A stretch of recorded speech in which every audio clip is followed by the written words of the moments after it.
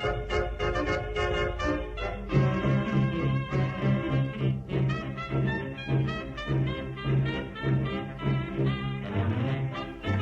and welcome back to Harlan is in Danger. I'm your host, Mitch, and today I'm joined, as always, with my good friend and co-host, Tomm. Hello, I'm also here, and we are here back again to kind of kick things off in preparation for our Scarlet Keys run.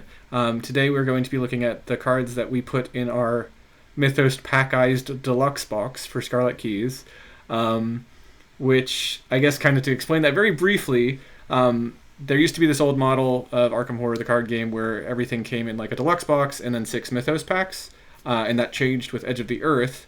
But when we're doing progression style, we kind of wanted to keep that sort of same feel. So we've broken up all the player cards in Scarlet Keys and in Edge of the Earth, and I haven't done it with Hemlock Vale yet because I don't have my copy, and I don't think you've opened yours yet. So, but we will be doing that. I don't even know what's in there. Yeah. But yeah, this is the first video, so I guess we kind of got to explain it a little bit.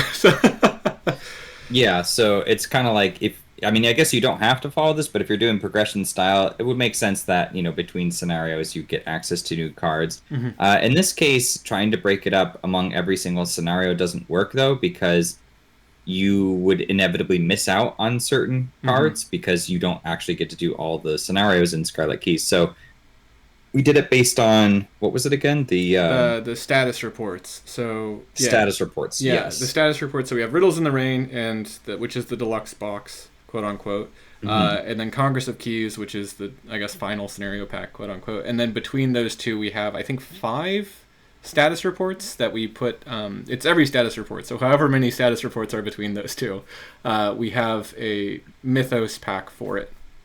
So every time you read some of that stuff at the back of the campaign guide, you also get more cards, which makes some of those status reports feel better.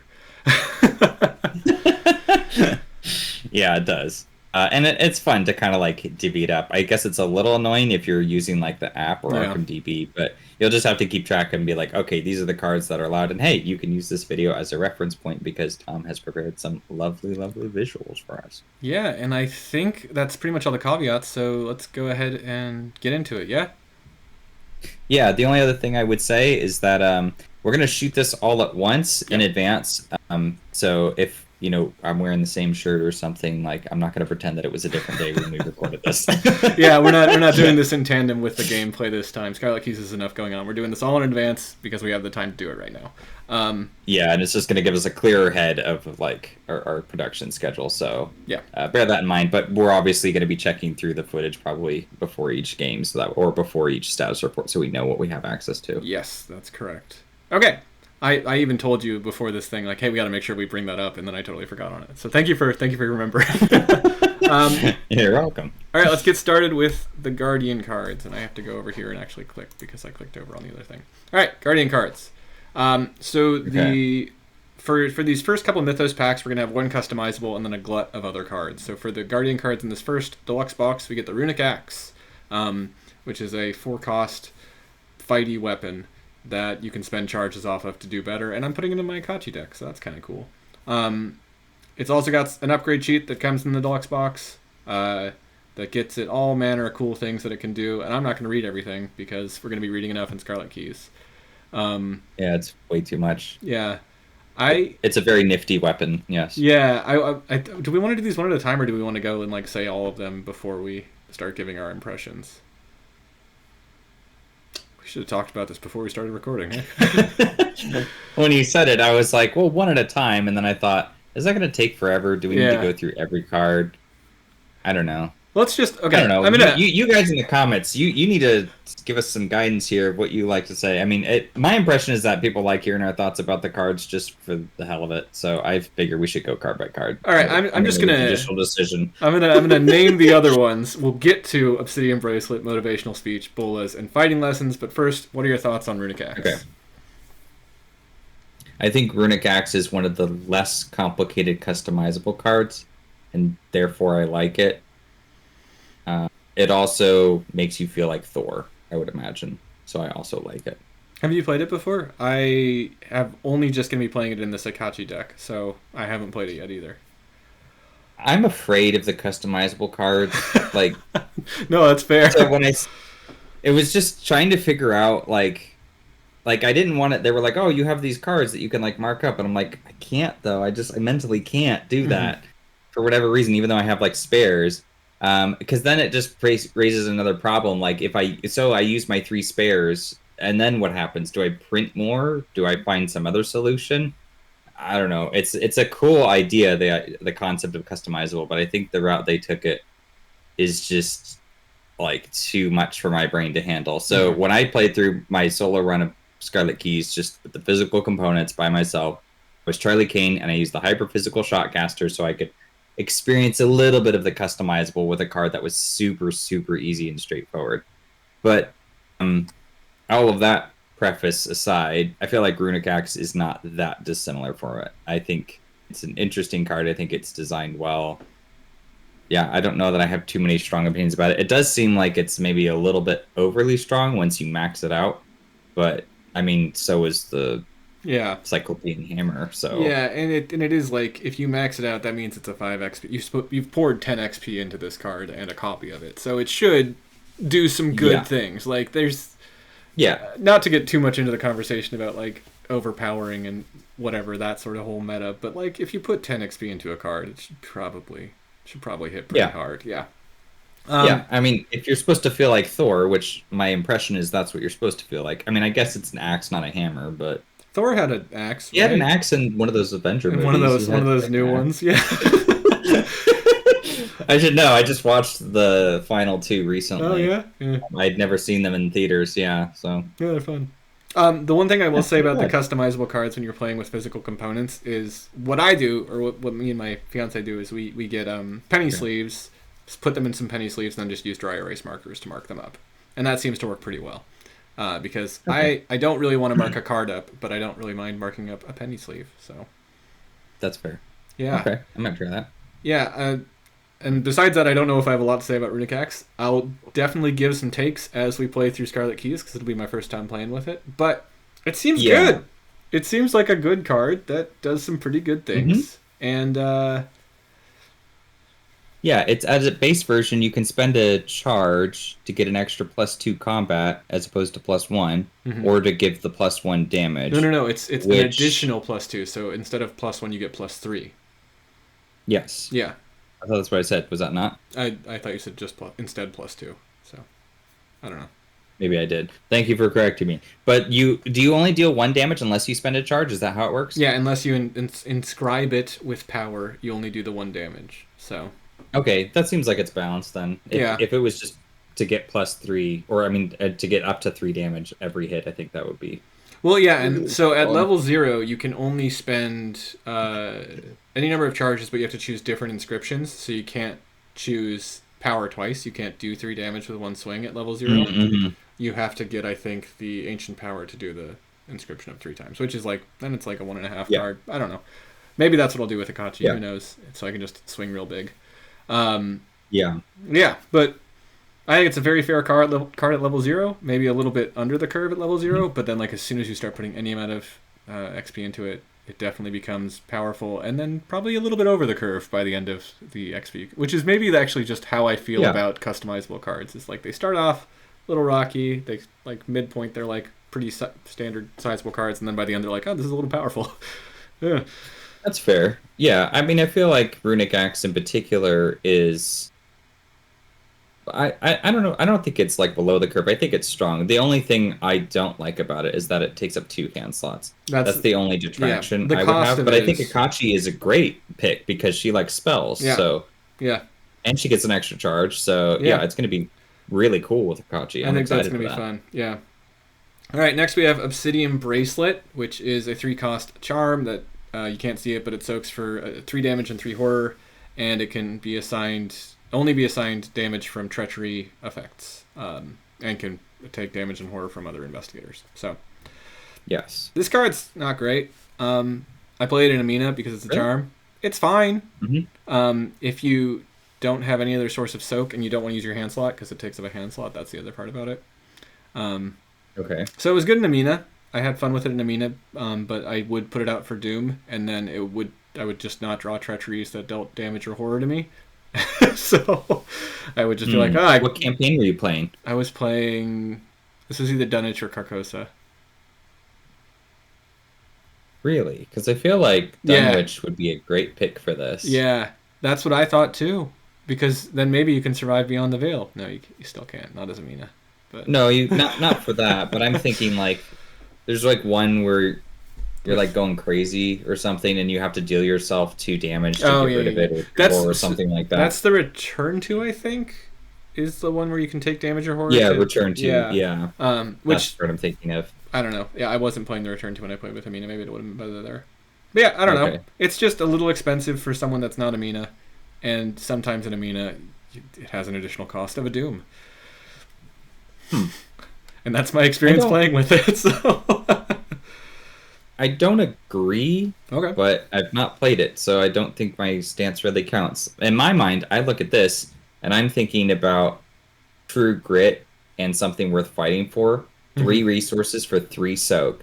Yeah, I can soak anything, but this can, in theory, soak quote-unquote anything, because it can take damage and horror dealt to other investigators. So I like the idea of I put this down, especially in a 4-player game. I don't care where anybody is. As soon as they get hit with like a rotting remains, it's like, don't even worry about it. I'll just pop 2 on here.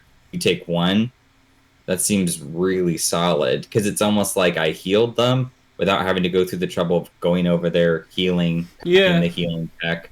Like, I don't know. I feel like what it can do is great, but maybe it only really works in like a massive 4-player game. How many players do you have? I was 2-handed both times I played with Amina, so I don't know which one was the one where I played with the Obsidian Bracelet and Amina. But I know that the next time I did it, I didn't take Obsidian Bracelet because it just didn't feel great.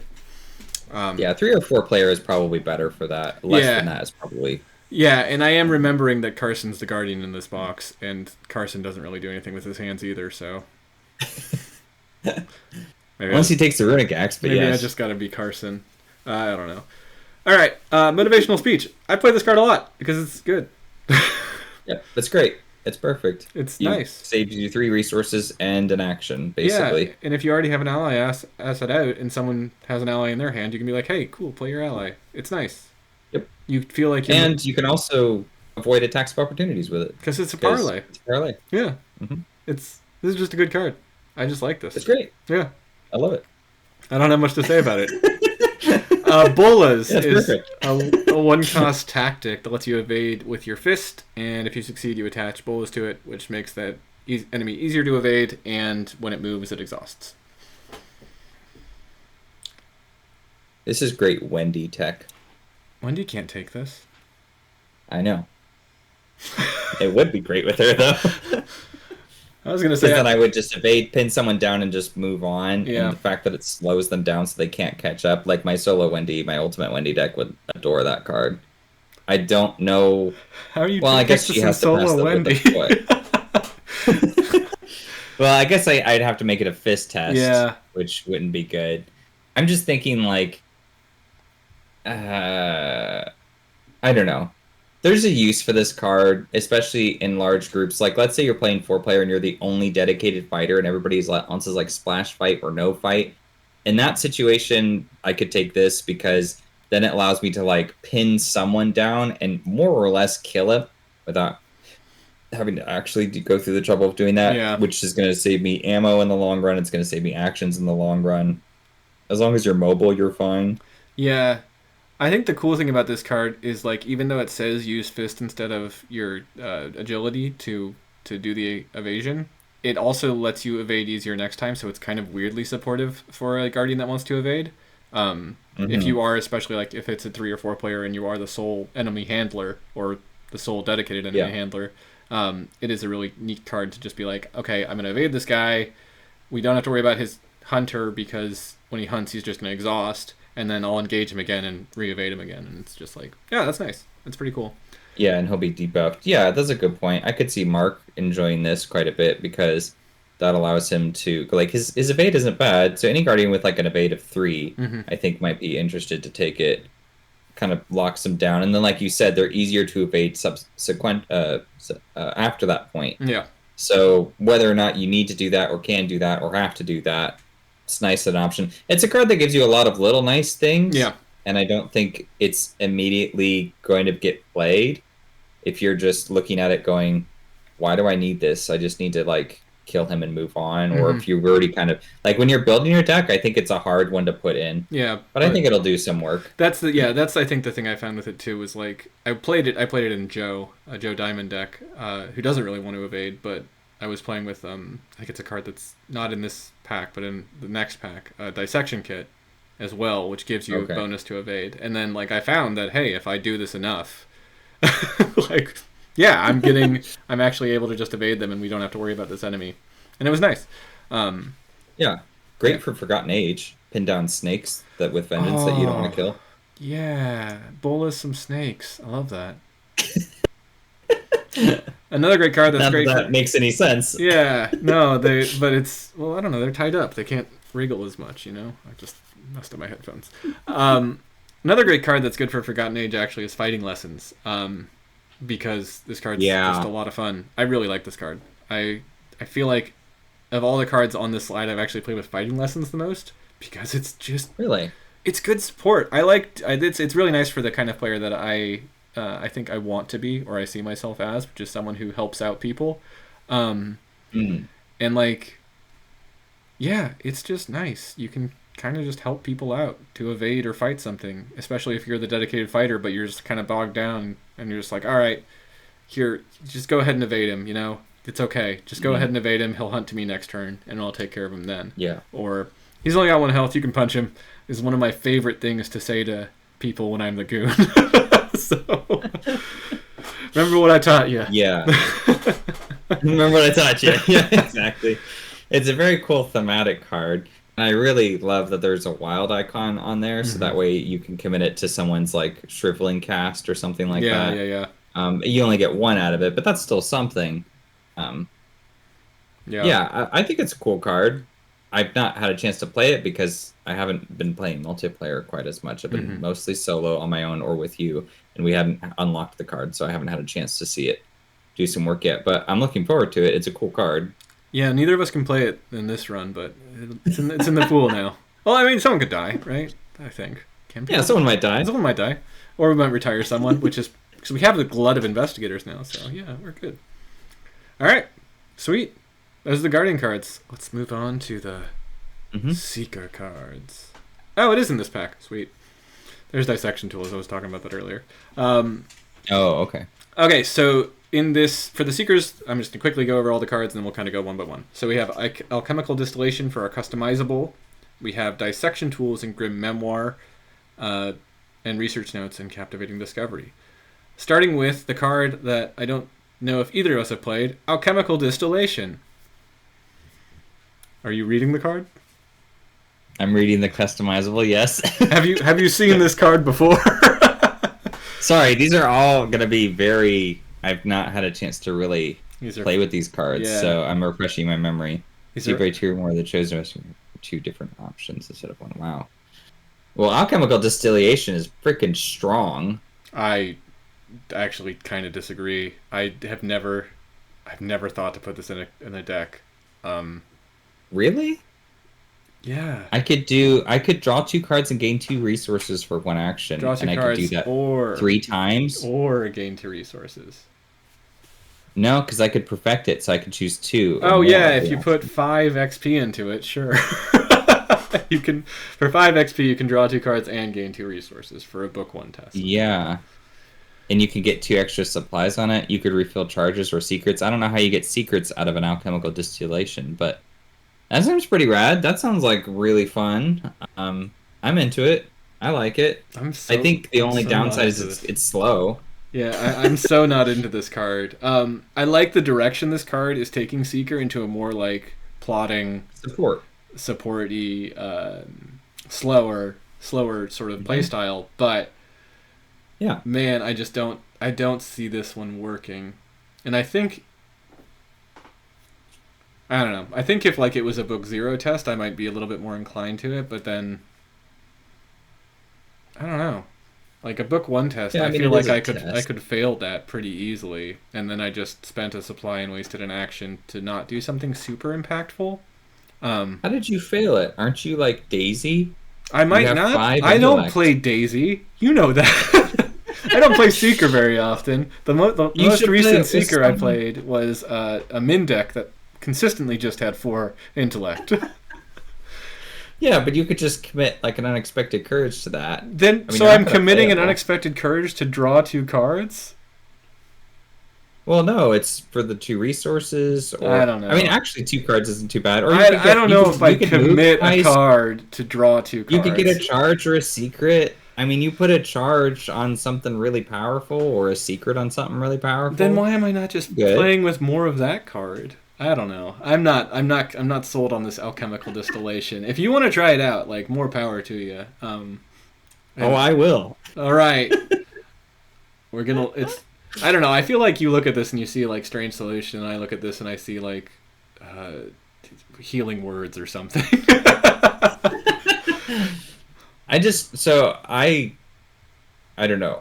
The broken secret thing is like, this known quantity in Arkham, and I don't really play the broken seeker. I've tried it like once. I tried to make the most busted seeker deck I could, and it did feel like it was like overly strong, but it also just, I don't like the design of it. I just don't like how it plays. That's more my issue. Mm-hmm. So like this card feels like a fair card, and it feels like it does something that the way I envisioned Seeker when they were introduced like should play. Mm-hmm. And so for that, I just kind of get excited. It feels like, to me, it feels like we have Seekers once again. Well, like when this box came out, I was like, Seekers are now a thing once again. They've been absent in the place of some weird, overpowered faction that was just abusing all kinds of mechanics in the game. Yeah. And you had to like house rule them or not use them or look up taboo lists and do all this nonsense. And this is just like, it's fair. You can just play it. Yes. So it's like I'm more inclined to play this than I am to play some of like the broken Seeker cards. This right? card will never get tabooed. No, it will never get tabooed.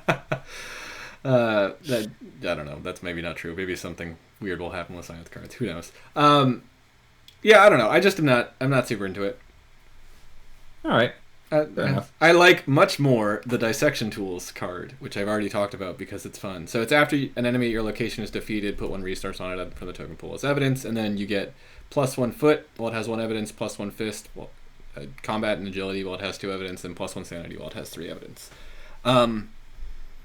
Yeah, this is a fun card for like. This is the kind of card I like for like the Seeker fighting, right? Like you like are studying your Guardian go fight something, and you're like, oh wait, if I just kind of, I watched him like move out of the way of that punch, and if I just learn how to do that, then maybe and then you're better at evading, and then you're like, oh, I watched him hit that guy really hard in the face, and then you're like better at punching, and then you're like, oh sweet, I think I can beat these things now. I've seen my Guardian punch 3 dudes. I punched a dude, and now I think I can survive the Mythos a little bit longer. I really like this card. I've played with this in Joe. I've played with this in Kaimani, and then I'm playing with this in Kate once Kate gets here. Yeah, I like everything about this card. I don't like that it gives you +1 sanity. I hate that so much. It should give you +1 health. No. It should give you +1 sanity. You're not like getting beefier by Hawkeye. What if I play it with Hawkeye folding camera? You get though, +2 sanity. That's too much. That's way too much. I disagree. I think if it was health, I would feel like it's more stepping on toes. Of like getting a health boost. Like I like Seekers being like mentally fortuitous. Is that the right word? Maybe. No, fortitudinal. Mm-hmm. Have more mental fortitude. Yeah, is that right? Yeah. I feel like that's fortunate. But fortuitous. Okay. Yeah. Fortuitous is a word. Yeah, it is, but is it the right... whatever. I like them having more mental fortitude, but I don't know if I actually like Seekers necessarily being strong, like bulkier, stronger. Like they can take more hits. So you're killing enemies. Yeah, very slowly because you're still a Seeker unless you're like hitting them with I've got a plan, which I'm going to do in that deck. I feel like if you can kill 3 enemies No. as a Seeker, It's after an enemy at your location is defeated. You don't have to be the one killing them. Your goon can kill them. Oh, okay. Or your mystic that you're hanging out with can kill them, right? It's just after they're defeated. If it was just you punching them, yeah, okay, I could see the argument. But, no. Well, you're just watching them die and being like, I mean, even that though thematically makes sense to me. It's like, so if you get shot in the heart, you die instantly. Interesting. And you write that down. Put protective barrier over heart so you don't die. All Like that right. makes sense to Yeah, me. You can yeah. take an extra hit. You would see tactical things to do of like how to protect yourself a little I more. suppose that's very fair, but I think that's also like putting a piece of metal over your heart also gives you some mental fortitude to be like, if they shoot me in the heart, I got metal there, so I'm not afraid of that. I just feel like Seekers don't need any more sanity. They have plenty. They should get a little health But bump. yeah, I mean, that's kind of Daisy the has point. 5. He's That got 5. Give that me a little health. no. The point is that they can take the mental hits, but they shouldn't be able. I think they shouldn't be able to necessarily take the physical hits. I mean, I don't think they should be fighting basically ever. So But this feels like I don't know. I agree, but this feels like a very Seeker way to fight, which is like It is a secret way to fight, I'm yeah. really sane here. I really am keeping things under control mentally, but I'm still a scrawny little I can't take a punch. I'm still an old man, you Yeah. know? I'm still just I Harvey mean, yeah. Walters. Yeah, I mean, it works either way. I hate that they mirrored everything exactly with Hawkeye folding camera and then stopped. And it was like, oh man, like why? Like the mirror is right there. Because when I first saw this, I was like, I'm gonna play both. That's immediately what I'm That's gonna what I do. did. It was Sounds fun. great. It was great in But then Joe. I It get was plus so good 2 in sanity, Joe which I because don't want. Joe has no sanity and I wanted that. Yeah, see, he shouldn't be getting sanity out of that. All right, I'm done talking about this card. I think it's a thematic win, and you disagree. I'm going to play this in every deck that can take it for the rest of time. Strong words. Not really. I don't All right, play a let's lot of talk Seeker. about. That's fair. All right, let's talk about Grim Memoir. I'm actually going to play this in my Finn deck. I put 2 copies in. This card is great. It lets you investigate and then get cards out of it. Yep. How awesome is that? And you get plus 2 intellect. You got to Yeah. succeed by 2 or more, which makes it more like a rogue card. Yeah. You have to succeed by 2 or more? Is that what it says or no? I believe it's if you succeed by 2 or more, you may draw 1 card. Yeah. I'm trying to read through research notes again. No, yeah. I think it's basically like I don't know. It's just like it gives you the boost you need if you are have lower intellect than someone like Daisy or whoever the other 5 book Harvey. There we go. I said him earlier. And if you are Daisy or Harvey who likes books and has 5 intellect, it gets you cards, which is what you want in Harvey and probably in Daisy too. So yeah, it's just kind of all around good. It's a nice card. Yeah, I mean, if I had a complaint, it's just the fact that it's succeed by 2 or more. I don't like that. But that's just because any card that says succeed by 2 or more, in my mind, must be green. If it is not green, it should never say that. Because something that's What about very alchemical clearly... distillation? The card that you just liked a lot. Right there, if you succeed by 2 That's or not by more, succeed by 2 or more. perfected. If you succeed by 2 or more, the chosen investigator may perform. Oh, you're talking about that one. Yeah, I don't like that either. I'm just not going to pick that up. No, succeed by 2 or more. I like to increase its difficulty by 2. Yeah. Yeah, I like that. Yeah, I do too. That works. All right. Well, I don't know. I think this card's fine. I think succeed by 2 or more kind of has to be a thing across all classes. But I do like Rogue getting more out of it. Yeah. Because it's just like getting a critical hit or a critical success. Yeah. Like I feel like that's true. My RPG background, my tabletop RPG background, just being like, no, you rolled a 20. And you... yeah, exactly. Unless you're Mystic, and then it's like you have to pull the Elder Sign. You have to get the 1 token in the bag, or you have to get the skull. Nothing else will trigger, and it's like maybe that's how should critical hits work, but also like they get the shaft there. Yeah. That's a larger conversation, though. Let's talk about research notes. Research notes. This is a tabooed card that I recently played with in Daryl, and I understand why it got tabooed. It's pretty good. It lets you put clues down and then pick them back up for little to no cost, also getting around trap value. Gotcha. This should probably be test intellect 1. Why is this test 0? Honestly, I feel like research notes and alchemical distillations tests should be swapped. Yeah. You're getting clues through research notes. Yeah, you don't get So clues. why through is it a alchemical 0 test? distillation.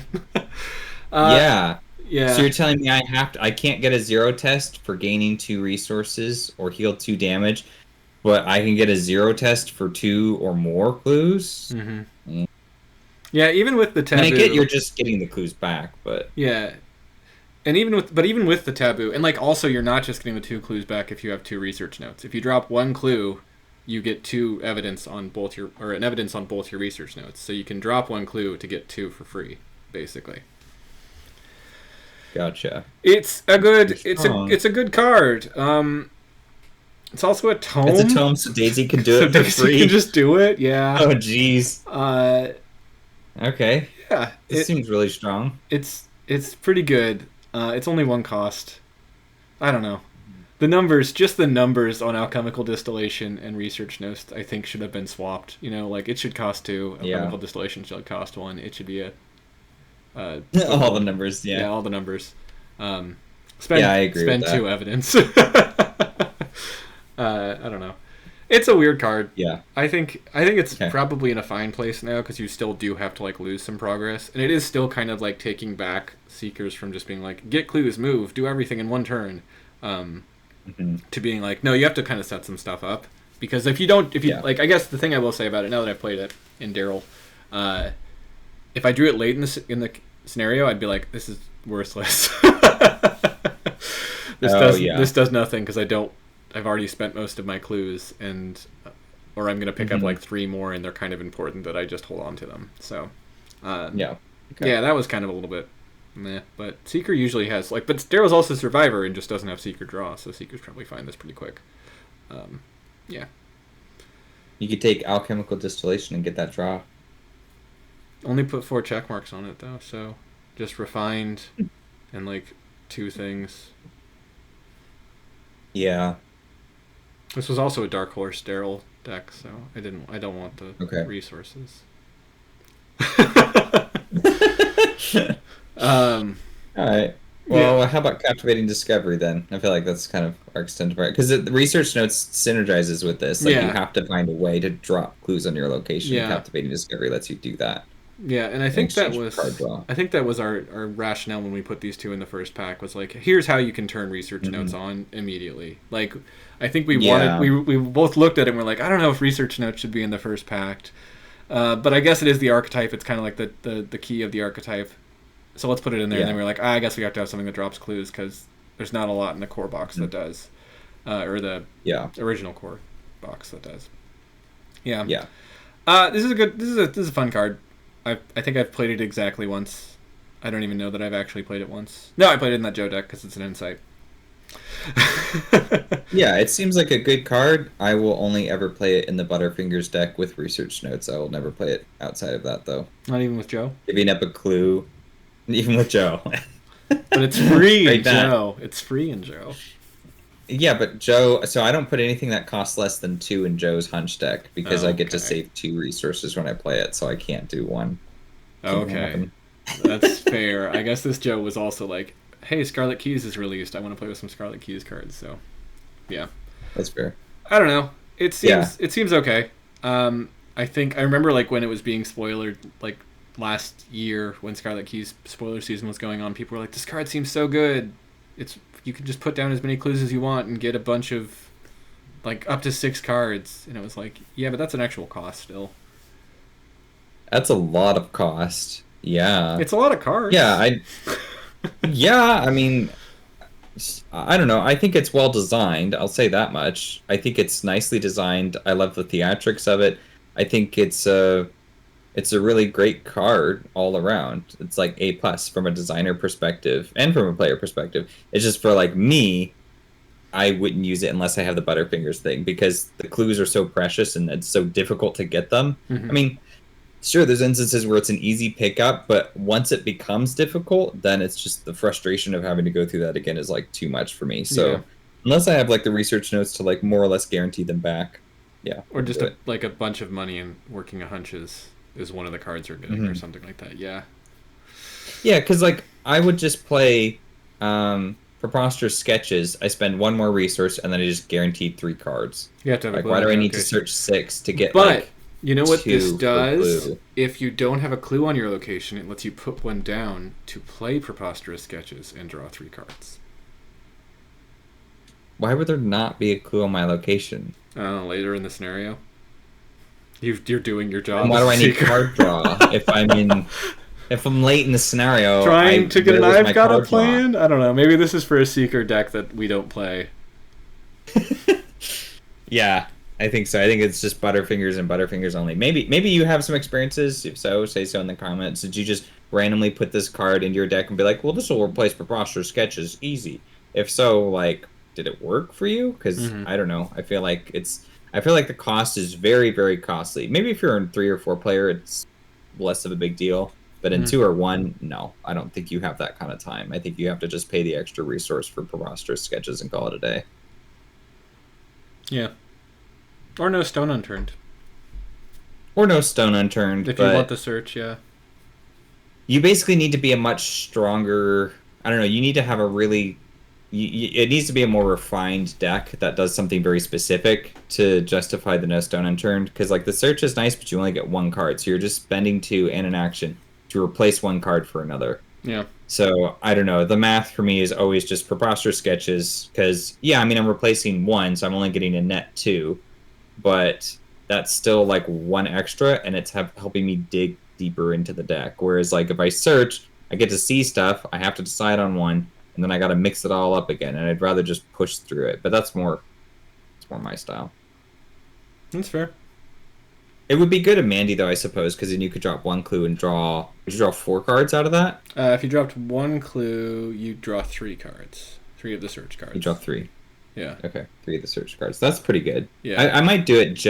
Actually, if it was Mandy, yeah. yeah. Yeah, for Mandy, I could see I that. would do That's- this. Yeah, that's the that's not home bad. floor for me. Yeah, okay, there we go. And she actually now, since I'm a taboo boy, and she now has a 50 card deck for me, I think I'd actually like this as just a way to kind of get through that. Yeah, okay, that makes sense. Mm-hmm. Yeah. All right, All right. let's go on to the Mystic cards. All right, so we have Living Ink, Ceremonial Sickle, Dowsing Rod, and Onyx Pinnacle, and Eldritch Initiation. Let's start with Living Ink. This is a customizable asset that takes up the body slot, has 3 charges, and you get +1 to a chosen skill. So when you buy it, you have to circle your willpower, intellect, combat, or agility. I'll start with my impressions of this because I've played it quite a bit, and I only ever circle the fist. Weird. Okay. Yeah, I feel like what I would have chosen. every time I think about circling willpower, but for whatever reason I end up just circling combat because I'm just like, I'm also the goon, and I want to use my fist sometimes. But yeah, I think this is a really cool card. I really like this card. I feel like it's very mystic without like relying on a lot of the last or pre-existing mystic tropes. Yeah. And then like getting to fill those in the customizable instead of like on the base card. So it's like, okay, if you want to play where you're doing the symbol token manipulation or token manipulation, you can take the macabre depiction so you can recharge it. If you want to play like where you're kind of like trying to choose when to leverage like that, if it's me, combat boost versus when you're going to use your willpower, you take like subtle depiction. So it's like you don't always have to remove a charge. You don't always get the +1 fist, but when you need it, you can take it. If you want to play a more support mystic, you can take Shifting Ink.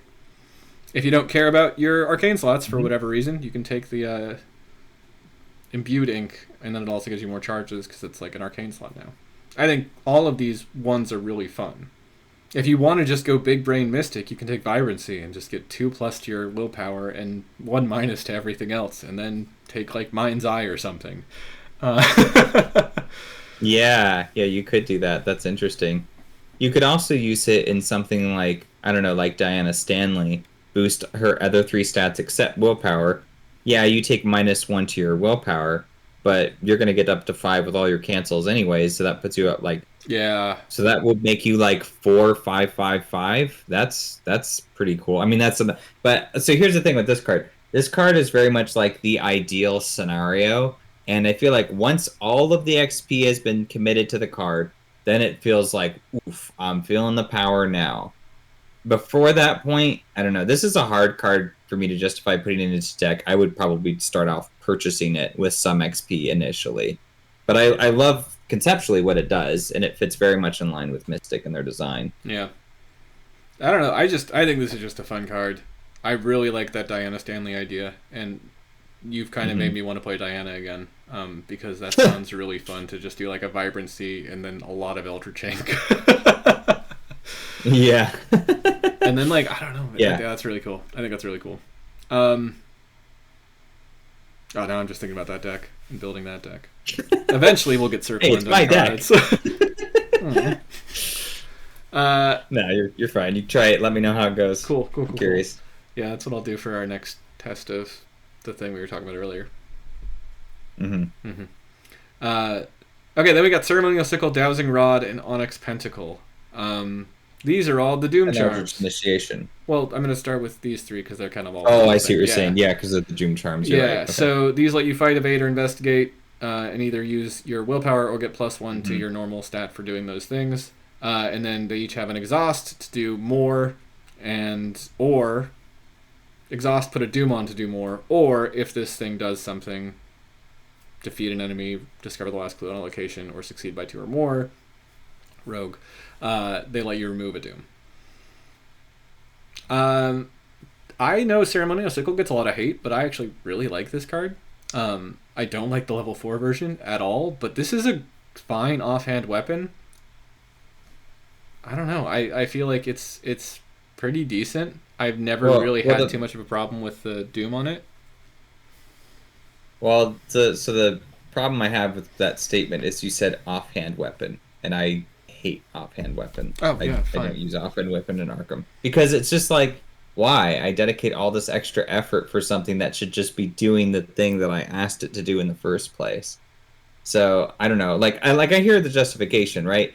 You'd hit them with your first weapon, then you hit them with this and remove the Doom. Or, the first time you use it, you add the Doom. And then it's like, for the next enemy's 3 health, I guess you shoot him for 2, and then you hit him with this for the 1 more, and then you remove the Doom.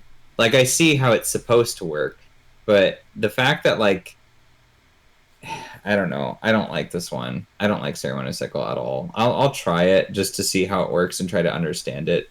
But, like, to me, it just feels like to deal with 1 health, this is a 3. I'm paying 3 cost and an action to play an asset that generates Doom in order to deal with 1 health. That's how I interpret that. Mm-hmm.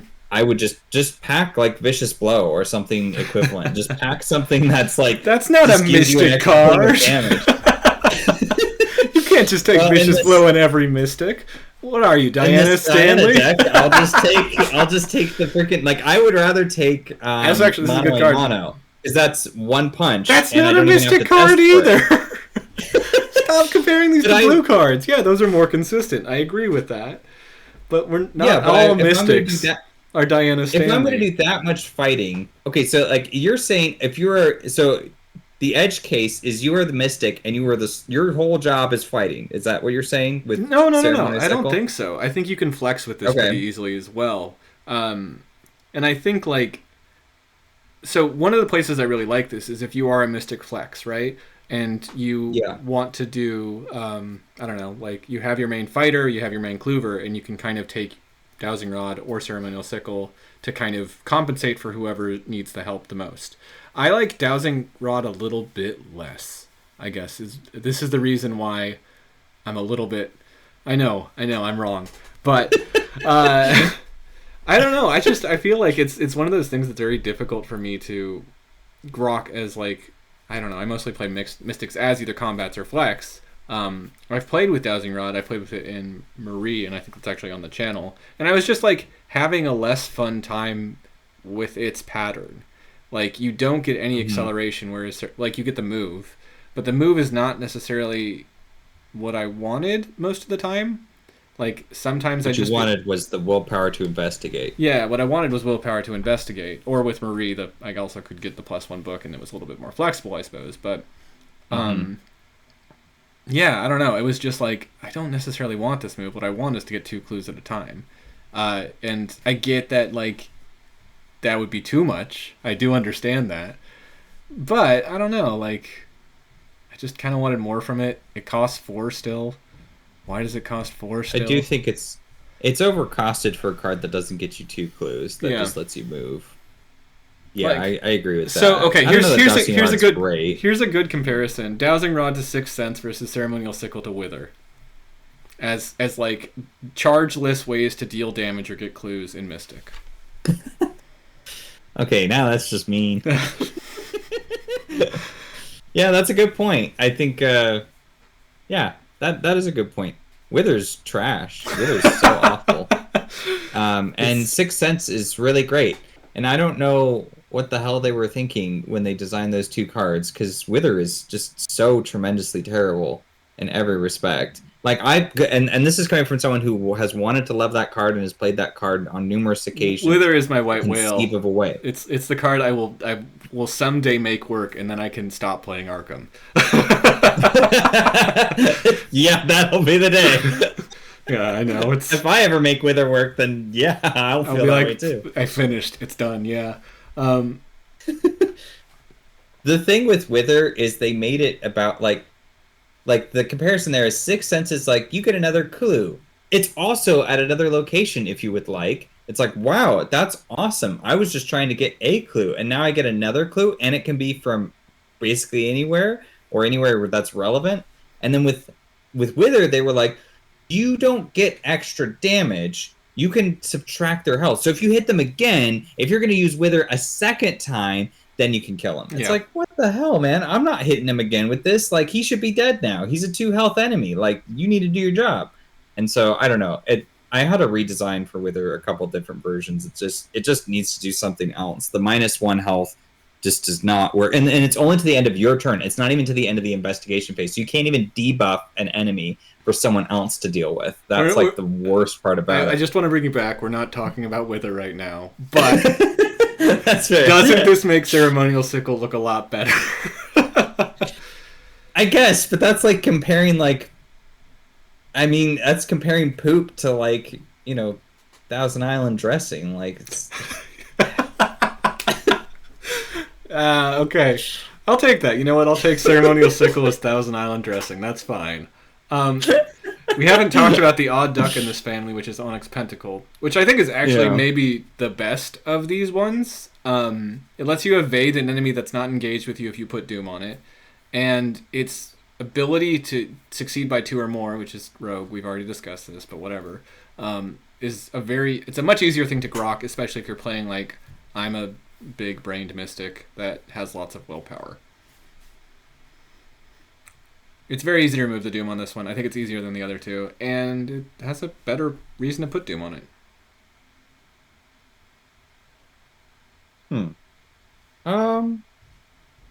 Yeah. Okay. I agree with you. This one's better, significantly so, than the other 2. Because you can evade enemies without having to engage them, which is extremely strong. Yep. That's such an underrated ability, because basically nothing lets you do that. Yep. And it drives me nuts. Like, I just always have to be like, I gotta engage. So an effect that lets you do that, yeah, is tremendously strong. That said, it's succeed by 2 or more, and I hate it.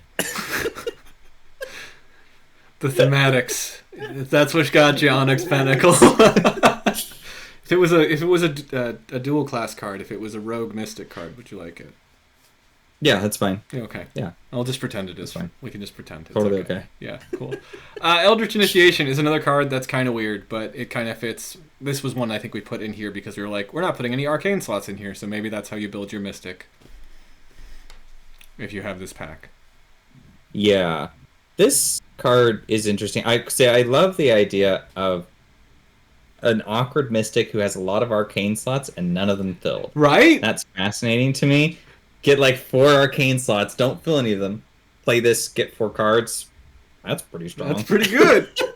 But what are you gonna do? I don't know. I played with this a little bit. I don't know what you're gonna do, but you got 4 cards out of the deal. This is okay. So the Marie Lambeau deck that I did on the channel for the campaign play along tried to do basically that. I think so. I took like what did I take? I think I took like familiar spirit with this, and it was like this could be a 1 cost draw 3 cards. because I was taking like the Doom charms to get extra actions, and I was doing like a lot of spell events instead of spell assets. Right. Yeah, I can see that.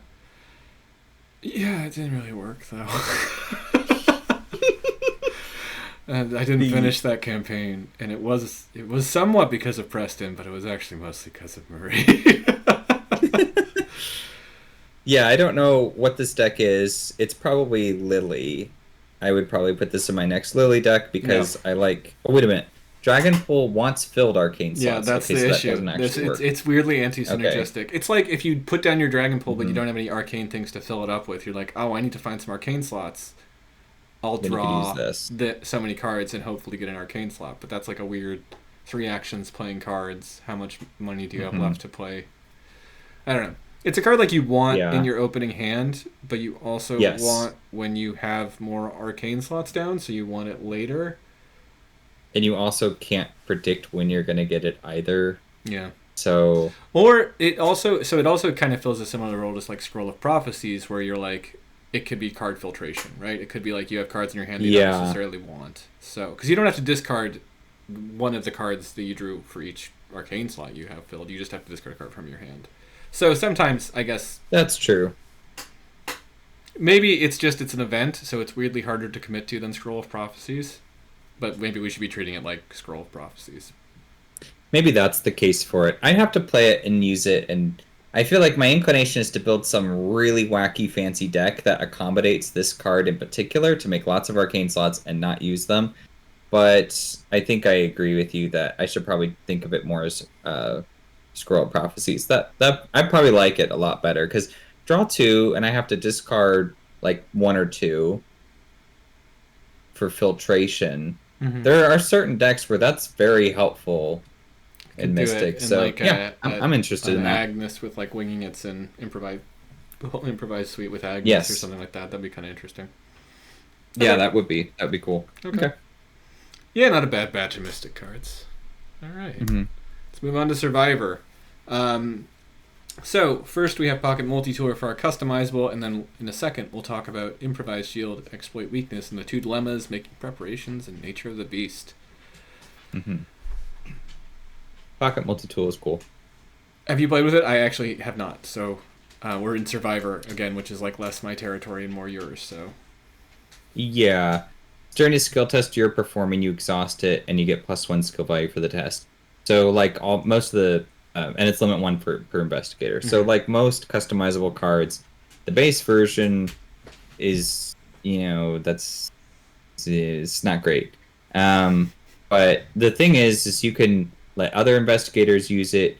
You can get an additional +1 skill value to a multitude of different things, or all of them, depending on what you like. After you fail a skill test, you can ready it. You can also turn it into a reaction effect, the spring-loaded thing, and that's the best part about it, I think, is that you pull up a token, you're not quite enough, you pop this, you get 1 more, and then you throw it back. Yeah, it's like that thing that people always do in this game where they're like, I actually committed a card, it's fine. But you just get it as an asset. Yeah, it basically becomes repeatable lucky over and over and over. Yeah. So I think it's very good. It's a contender for Ultimate Wendy. I want to try it in Ultimate Wendy. Yeah. Because I do think there's some real power there. It does cost you 3, though. You can only have 1 in play. Or is that only 1 in your deck total? 1 per invest. No, it's just in play. Just in play. Okay. Yeah. It's not limit 1 per deck. Yeah. And it's a hand slot. You can use your other hand for something else. It's only 1. Yeah, I think I'm like interested in playing this, actually, now that we're looking at it again. I'm interested in doing... I think the thing that's fun about the customizable cards is like you look at them and you're like, oh, I could do this and this instead of like this and this, which was how I was originally thinking about it. So when you talked about like doing the spring-loaded, but then like I was like looking at spring-loaded again, I was like, okay, that's the one I always think of, but what if I combine that with like sharpened knife, right? Like to get a little bit more consistency as a fighter. That's kind of fun. Sometimes fighting is scary. I would actually do the one where it helps you on treacheries. So I would pass that and exhaust it, and then the first test I have to do in the game, like basically throughout the rest of the scenario, I would get the lucky charm. So if I fail at any point, it pops back up, and then I can use it again to keep myself going. So very good Oh. for like Stella, Whoa, I didn't even right? look at like that. I thought it was after you filled this. If you fill this skill test, Ready Pocket Multi Tool. It's any skill test. Whoa. Any skill test, yeah. Ah, You're gonna fail at some point, there's a lot and as a there. Yeah. survivor, yeah, Okay, cool. yeah, That's fun. I like that a lot. All right, improvised broken ass shield. Stella. I played this in that same Improvised Marie shield. deck. It was still not very good. Can she take? Oh yeah, she can take a few. She can survivor take a couple cards, that's survivor right. cards, and then like I was doing the Eldritch Initiation and that Harvey card, Occult Invocation, that lets you discard cards to do attacks. It's a spell. So Okay, this makes sense. This wacky deck you've built makes sense to me. it looks okay. It looked okay in theory, I guess. That's not me making fun of it. That sounds like a deck I would want to play because that sounds hilariously fun. It was not meant to be the dedicated fighter, and Preston was not doing enough to do other stuff. This. I shouldn't have taken Preston and Marie through Scarlet Keys. Is what I learned on that playthrough with a limited card pool. There were some fun times, but it was just like I need an actual fighter, and Yeah. neither of you are it. So. Mm-hmm. Yeah, but this is an interesting card. I actually really do like it. It kind of plays into that survivor thing that I'm interested in, and I'm seeing more and more develop of like, don't deck out, like shuffle cards back into your deck, which is I guess like improvised in a little bit, like because they shuffle back into your deck when you play them from your discard pile. But I'm really curious to keep playing that and to keep like kind of building that deck. Yeah. Mm-hmm. So improvised shield, I love the card, but it's awful because you should just play leather coat, save yourself a resource, and get mostly the equivalent amount of soak. I think it should have had an icon. I know that would go against improvised. I think it should have had a fist icon. I agree, because then you'd bash somebody with the shield, and then it goes to your discard pile. Then you can play it and pick it up again, and then you can.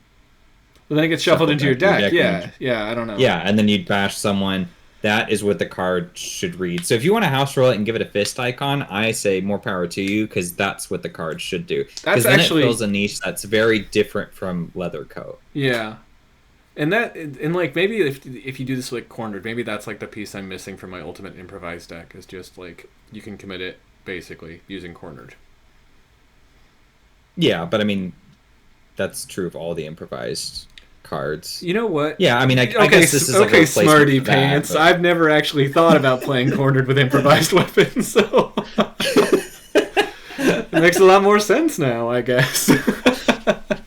I guess, yeah, the thing is like cornered I don't play because it's too easy to trigger, I think. I liked the card when I first saw it. I was like, that's a cool card. And then as I thought about it more, I was like, this is just going to be so abusable. I'm just going to, every turn, just throw stuff away. And then, That's especially right. like the Patrice You one, play a that lot it of needs Patrice. to be There we tabooed go. so There bad. we I played go. Patrice, yeah. And I'm like, all I have to That's do... why I've you know never about played cornered. cornered. Yeah, I was just thinking, like, you know what improvised needs is like a thing that's like commit a card with no icons from your hand. It gets +1 icon or something like that. And I was like, you're just isn't there a card that does it already? Huh? What is that? Yeah. Yep. Yeah. This Patrice deck, I've actually never played it with cornered. I never played Patrice with cornered because I looked at it and I'm just like, all I have to do is put in cornered and it basically solves all of my problems. This is way too much. And so that just discouraged me from using the card entirely. And I'm waiting for there to be a taboo on that because there's no reason to not every single time put cornered in Patrice. I don't think there'll be a taboo on cornered. I don't think they're going to touch that. Maybe or on Patrice or something, like I don't know, something about that combination. It just drives me nuts. So I mean, it doesn't matter. I don't play it anyways, just because. But it is something I have to circumvent and be like, oh, that would make this deck so easy, and so then I have to shove it away, so that it's not easy and that it's interesting. I think that that's okay. Like I don't think that's the place for the taboo. I think if a kind of niche card is really powerful in one investigator, I think that's all right. Because no one else plays cornered and talks about how great it is. So I guess that's true. I'll try cornered in a survivor deck next time I play survivor. Yeah. I'll try cornered and see what I can do. I'll do it in this Stella deck with pocket multi tool. there we go. There we go. Yeah. There we go. That would actually be pretty good. That'd be fun. Yeah. Next card has Stella on it, which is my segue, and it's exploit weakness, which is before revealing tokens on an attack or evasion attempt, you play it if the difficulty of this test is 0, and you automatically succeed, and then I think you just get to discard the evaded enemy, and if it's elite, you deal 3 damage to it. Mm-hmm. More support for improvised weapon. Sort of. Yes, sort of. So I improvised weapon some rats so that I could make sure that they die. They'll be back. Rats always come back. What enemy has a fight value of 1 but a Conglomeration of massive spheres. health pool? Okay, there you go. Conglomeration of spheres. That's good tech for conglomeration of spheres. Yeah, I know Yes. things. I can have two events in my hand or discard pile in order to take care of a conglomeration of spears. For So 3 you resources. Yeah, it's maybe not that For good. 3 resources, yeah. This card is... I don't like it. I guess the only thing that saves it maybe is you can play it with Gumption, Yeah. which is released later in the cycle. And Gumption reduces the skill value of any test by 2. Mm-hmm. So it's just like Unexpected Courage, but because it reduces skill value, you can trigger stuff like Yeah. this. Yeah. So this card must be comboed, and I think that's the thing that holds it back. You have to combo. You don't combo, then you can't even play it. Like not even playable. Like the card says, "Don't you dare." Well, you I can wish it commit just did something. I guess that's true, but I feel like I wish the card did something, and then if the test was 0, then it would do like the bonus thing. But otherwise, you could still play it. I feel like that would have been okay and fair. But Oh well. Oh well. Yeah. I think this one's like it misses just on like one, like it's 1 point short of being a really interesting card. Like if it was yeah, 1 resource cheaper or had 1 more skill icon on it, even if it was like a willpower or something like that, and it's just like it commits for almost a wild. Like I feel like I'd be more inclined to play it, but it's just not. It's not quite there. Like I think if you're Daryl, and this is why we put it in this Yeah, Deluxe box, that's right. is that if you're Daryl, it's not a big deal. You can just spend one of your thingies to Yeah. reduce difficulty. So, yeah, but other than that, yeah.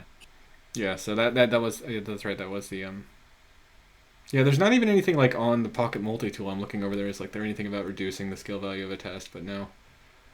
Not that one, no. There is on the next card, which is making preparations, but it's not for yours. It's for your skills, not for the enemy's difficulty. So that doesn't really work. But there is a Yeah. 1- to each other skill on there, so you can get exploited a little bit better. Yeah, you can exploit weakness yourself, or fellow investigator. Yeah, this is a weird card. I've played this a little bit. In that same Marie deck. Why this is because that's what he's playing with most Scarlet Keys cards. There we go. It was no, because it was Preston. It was Preston who was doing dilemmas. That's right. Because he doesn't care about getting +1 or -1 to any of their skills, so it was just like whatever Marie wants. That's I guess why it's thought fair. Marie. Yeah. It's not very good. It's like I don't think dilemmas are good. yeah, I don't think this one's very good. I will give you that. There were times when I played it where it was like, this is much worse than the treachery card I drew this round. The getting +1, the getting +1 is like negligible because I need to do 3 things, and I have 2 of those stats already at pretty high levels, but the 3rd stat is now really bad. So yeah, it was rough. This is a rough one. I think you can build around it, though. I think you can design So, a team yes. that is specifically concentrated on certain skills and not other skills, so that when it shows up, like maybe if you're going through Dream Eaters and Whispers of Hypnosis, just always and always these 2 stats or whatever, and like you know that around your table that's the stats nobody's using this game. Like maybe you're playing all Mystics and nobody's using Fight, so you just say everybody debuff Fight. And then this pops up and it's like debuff Fight. Who cares? We're just gonna up like our or whatever else we need. So I could see like that, but again, like it just has to happen like arbitrarily. So Yeah. Yeah. This one's rough. I think Nature of the Beast is much better. This is okay. So you reveal 3 cards from the encounter deck. You discard 1, which is the actual benefit, and then you discard the rest. So you discard 2, and you just choose 1 to reveal, and then you get a clue. This is a good card. It's not quite as good as Drawn to the Flame, but it doesn't cost an action. You get a clue. Any investigator can get a clue, so as long as someone's on a location with clues, it's pretty good. The only time that this has really sucked for me is when I drew it like in my opening hand and I started on a location with no clues, and then I just drew an encounter card after my opening hand. Cool. That's terrible. It wasn't. Oh, I got to choose which one to draw. I know. Hilarious. I know these dilemmas. I'm not making these dilemmas sound good. This mostly was just like, sweet, a free clue for like dissonant voices on someone who's already taken their turn. Right. Right. Yeah, I can see that. I can see it whiffing very easily, but I can also see it being just a pain in the butt. I like this one. I think I like the design of this one a lot more, especially than Making Preparations. And I think that was like when we were talking about where we wanted to put dilemmas, I was like, all right, we got to put one good one and one bad one in the core so you can get a kind of taste. That's fair. Yeah. Yeah.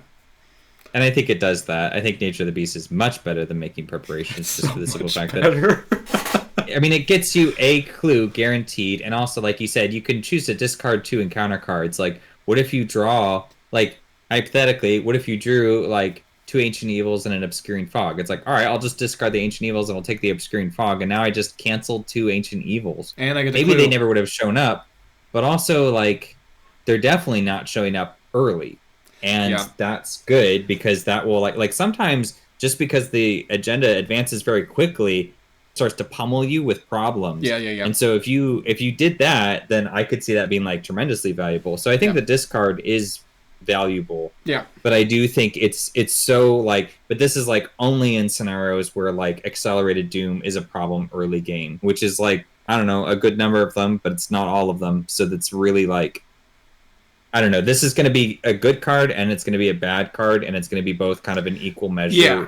Periodically throughout your campaign and that's where I actually really like dilemmas, is like when sometimes your hubris can eat you and just like, I shouldn't have put that card in my deck. I don't like it when Making Preparations is always like, why did I put this card in my deck?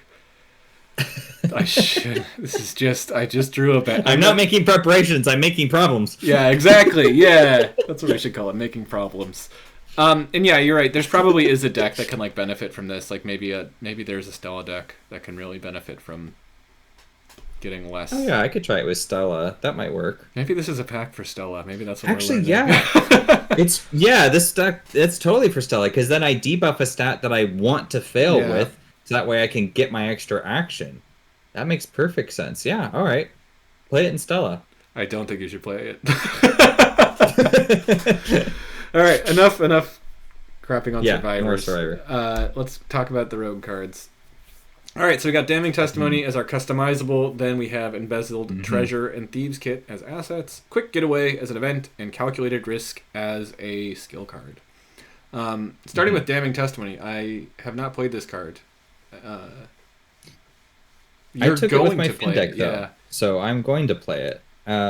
It seems interesting. It's kind of like, so you exhaust it, you choose an enemy at a location, you get to investigate your location, and if you succeed, you spend an evidence to discover 1 additional clue at the chosen enemy's location. So it is 2 clues. You use it on your location and investigate, and you get a clue there. You just need another enemy at the table somewhere, and then you can pluck a clue from over there. So it's worded in a way that doesn't immediately click, but I've gone through it several times because I was building the deck and I was like, what is this? Do I even want this?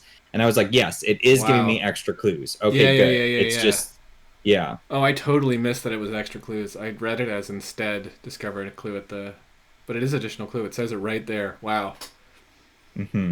Okay. And the thing is, if you like fail, you don't lose an evidence, which is great. So like if you just straight up fail the test, no problem. You don't spend the evidence for it. So it's not like Flashlight where it's like, oh, I already burned it. It would have been nice if I got that clue. So yeah, I think like at base level, I don't think it's super strong. It's only getting you 3 extra clues. For 4 but cost, I mean, which is okay. For 4 cost, which is a little rough. Mm-hmm. But I don't know. I'm anticipating I want to go fast with Finn, and I need at least, and I'm the dedicated clover. I need at least one card that's going to let me pluck up some extras. So my hope is that you'll have an enemy on you somewhere on the board with clues, and then Mm-hmm. I can be procking this on occasion and picking up stuff. When you Yeah, start to upgrade it, then you can get like extra evidence. You can get extra intellect. You can do some fancy stuff. You can auto evade the enemy from afar that's this good. way. So Yeah. yeah. Okay. Okay, you've actually kind of sold me on this card a little bit. I guess I just kind of looked at it and was like, okay, this is remote getting clues. This is in the know, but in rogue and slightly Mm-hmm. weirder, um, and takes up a hand slot. Okay, no, Yeah. I'm into it now. I'm into it now. That makes sense. All right, damning testimony. I think it's fun. Yeah, it does seem more fun now. Okay. I like the team play. I Yeah, like. yeah, I yeah. think. I don't think I would take it so much in solo. I mean, you could, but I think it's too expensive for that.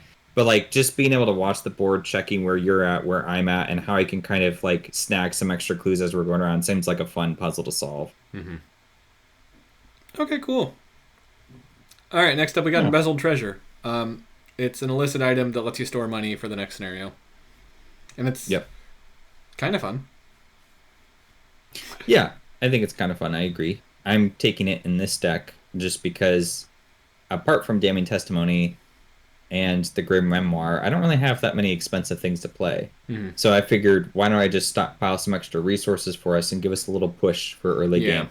It's kind of almost like a way of getting XP without getting XP because you can get other investigators like bonus resources, which at the start of a game is really, really Yeah, it helpful. is. So yeah, even Yeah, if all you got was like one for you and your teammate, I feel like you start with six next round. But this is only assuming you're playing a deck that doesn't need resources and that accumulates quite a bit of them. yeah, That's the only scenario in which you can play this. Otherwise, like, forget it. You're just wasting time and money. yeah. Who did I play it in? I think I played it in Finn as well.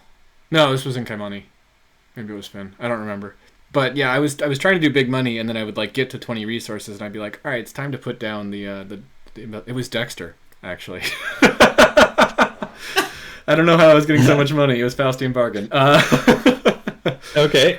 Yeah, but yeah, no, that wasn't a big money deck. But it was a Dexter deck, and Okay. I would spend all my money up front as a mystic, and then I ended up like having some cards that would stick around and play for longer than Dexter normally has them. So I just take a little bit of that hit to just start out the next scenario with more money, so I could get set up faster, which I Yeah. liked.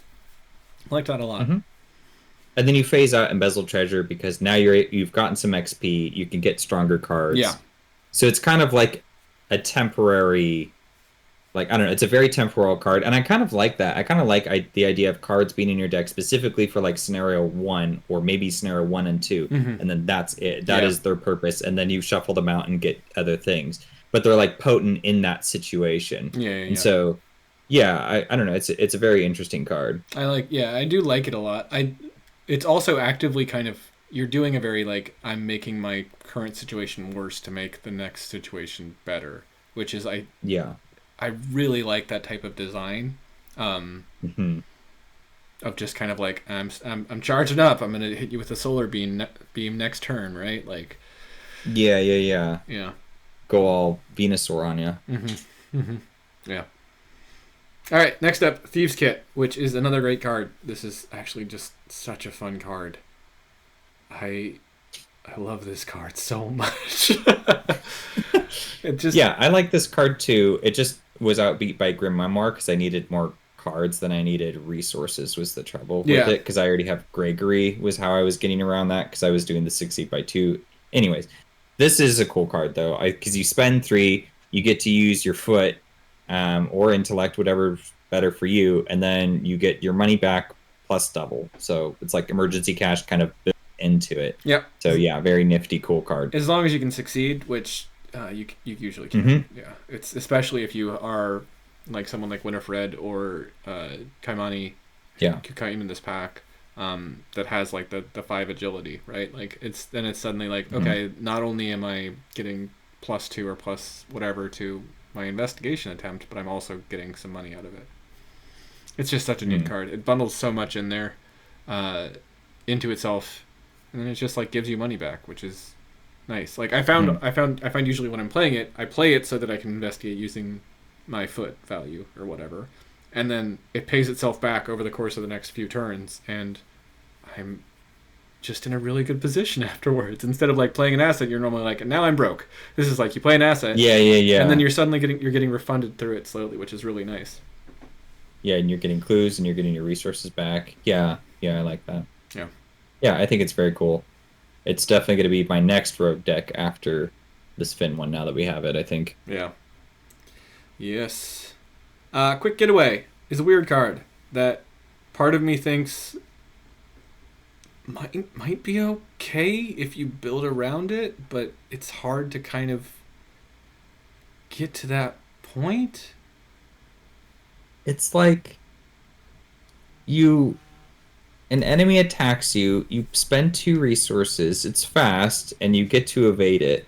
And then if you evade it, you can also have the attack canceled. Mm-hmm. So it's a dodge and a fast evade. I mean, that's pretty good. I think it's just, for me, there's too many of these rogue events that are like this, where it makes me stop and think really hard about the scenario that has been concocted for this to trigger. I mean, in all honesty, this doesn't really require that much. Like, suppose I'm Finn, like in this deck, and then I draw an enemy in upkeep phase, and I'm like, well, I don't want to be here anymore. So I'm just going to move. So I just take my first action move, I play this, evade him, and cancel his attack, and then... But then again, like, it gave me a free evade, but I already have free evade for Finn, so that doesn't make sense. So...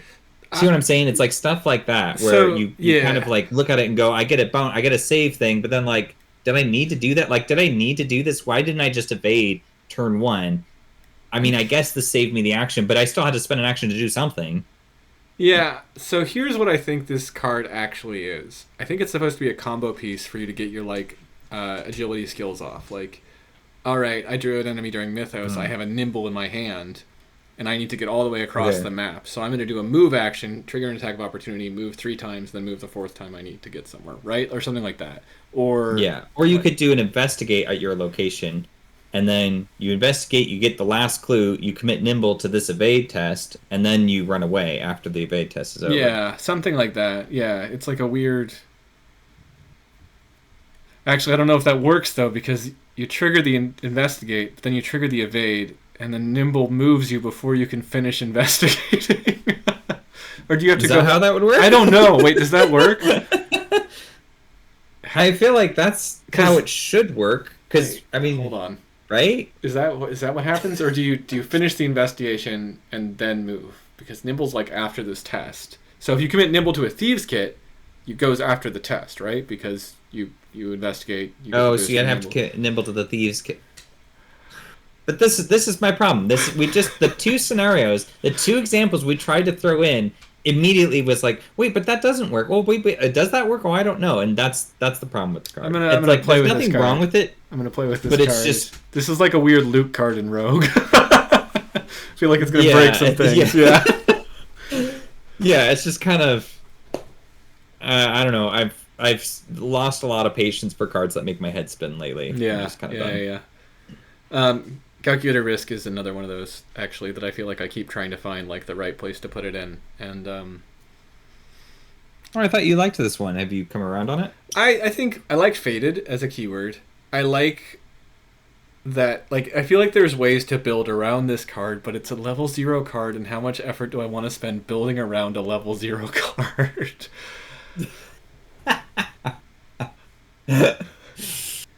Yes, that's fair. Like, sure, you take Leo DeLuca, you can get this up to 4 wilds for your last test. Mm-hmm. You take Leo DeLuca and Swift Reflexes, you can get this up to 5 wilds for your last test. Mm-hmm. But it's a 1 test. It's like a spike to 1 test, but it's the very last test of the round, and I feel like usually when you have critical rounds, it's not like just I need to pass this very last test. It's I need to pass 3 or 4 tests, right? Like, it's easy to spike 1 test around. It's much harder to hit 3 tests consistently. Right. And I feel like Calculator Risk is like, you can spike specifically this one test around. Not during the Mythos phase, not when you might need it, not during the anyone else's turn when they might need it, but literally just this one space you can commit it for, or you can end your turn early, I guess. Which is terrible. Don't do that. Yeah, and it's just it's not enough of a payoff to end your turn early. Like, one skill icon is not enough of a payoff to end your turn early. Yeah, suppose like this was like mid-turn. It's your second turn.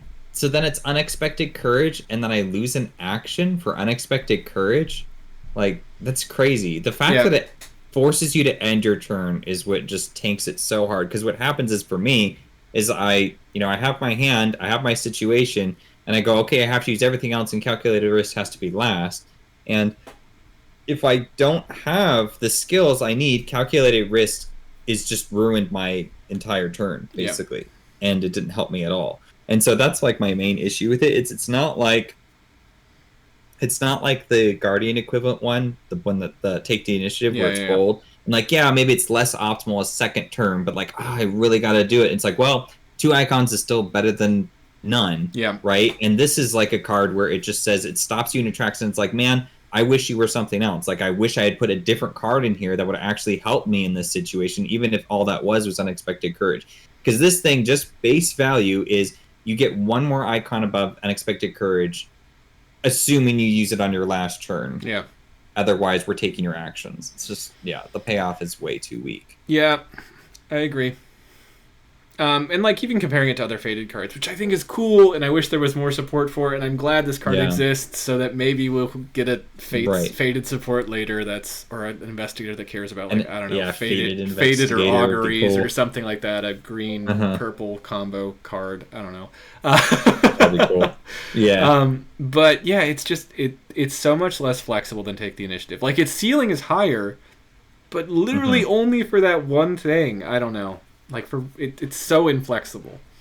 Once you get 4 icons, do you need any more above that? And like, you could look at this both ways. On the one hand, you could go, well, no, I don't need any more than 4 icons. So it was easy enough to just play Deluxe, and now I get the 4 icons every time.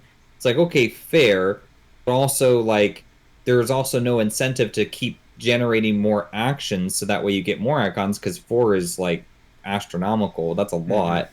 Especially for a level 0 card. I don't know why you need more than that. Yeah. Unless you're doing something that you're not supposed to be doing. So, yeah, I mean, I don't know. I appreciate that it does have this like more narrow range, that it is different from Take the Initiative, and it says, no, this is the only context in which this card can be used. Just because it gives it a different kind of identity. It's just like you said, what it gives you is not enough. And so you're just like, all right, I get these icons for some crazy test that I have to do at the end of my turn. I guess it's weirdly a card that's better in like a high XP deck, because in a high XP deck you can have your icons and your stats figured out the way that you need them. So I could see this doing better, like if you adaptable this in late in a campaign, after you've already gotten your other high skill boosting things, and you don't really need. By X is more your engine for Succeed by X is more in play. You have ways to take actions outside your turn. Yeah, I can see that. Yeah. I might try that later on with the spin deck, is swap this in later just to see how that goes. Give it another chance. All right. Because I'm really skill heavy, so if I have enough skills, I should be okay. It's just if I'm in a turn where it's like demanding a ton of tests, and this is the last card that I have, it's not going to be good. So here is my magic Christmas land for this card. It's the second paragraph. Commit only to a test you're performing of any type, and only if it is your turn. I wish that didn't exist, and instead said something like, commit only if you have spent at least 1 action, or something like that. Right? Like, so even if you could play it like outside of your turn on someone else's test, and then that gave it a little more flexibility, and it's more like, okay, this is more like, I'm supporting you. I'm taking a lot of actions. I took 6 actions this turn.